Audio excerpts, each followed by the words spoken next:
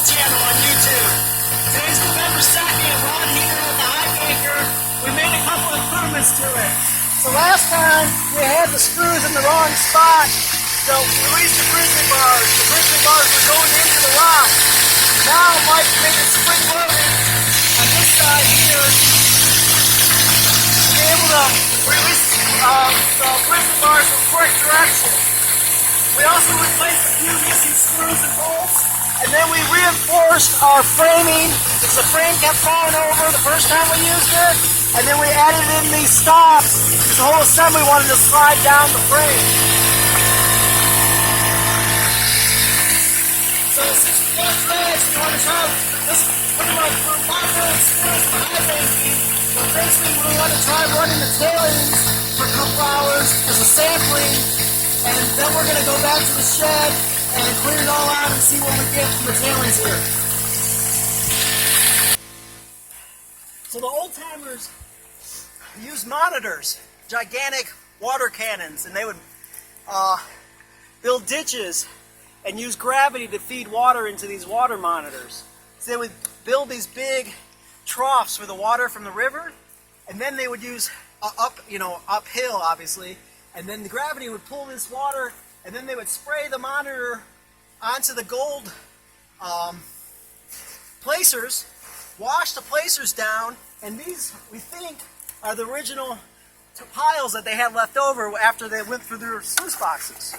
So we're going to test our theory and run them through that homemade Highbanker we made and see how much gold the old timers missed. Because the theory is, they were only getting about 80% of the gold that was possible. So for every ounce, they lost 2/10 of an ounce. That's quite a bit of gold. So, but we don't know how rich the tailings were to start with. Were they getting an ounce per yard, an ounce every 10 yards? I don't know. So we're gonna try to do the hard work, mining the hard way with the shovel. We got a wheelbarrow, and we have to put the Highbanker with not enough water here on site to run it, the water all over here. We have to recirculate the water, so we have to take these diggings back to the Highbanker and run it through.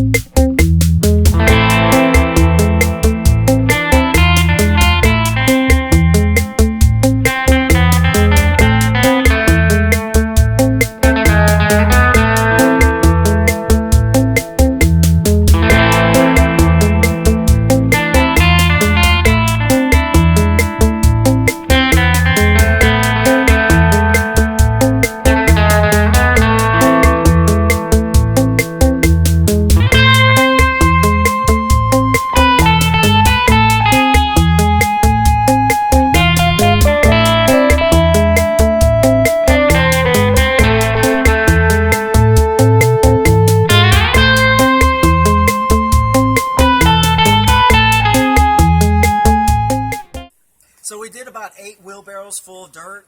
We don't think the Highbanker's in the rocks clean enough. If you can look at the rocks, they should be sparkling clean. They still look dirty. But we obviously, got some of the dirt off. So we had some trouble with the pump. It's hard to pull the starter cable. So we're going to have to take it apart, try to figure out what's wrong with it. So we're going to clean out the sluice boxes, and let's go over to the tailings. I'll show you what we dug. So this is where we started digging. I think the dirt was about right here, or the pile of tailings. So we moved quite a bit of material by hand with a wheelbarrow and shovels. So really excited to see what we got, and we'll have to do a clean out at the cleanup shack and see the gold.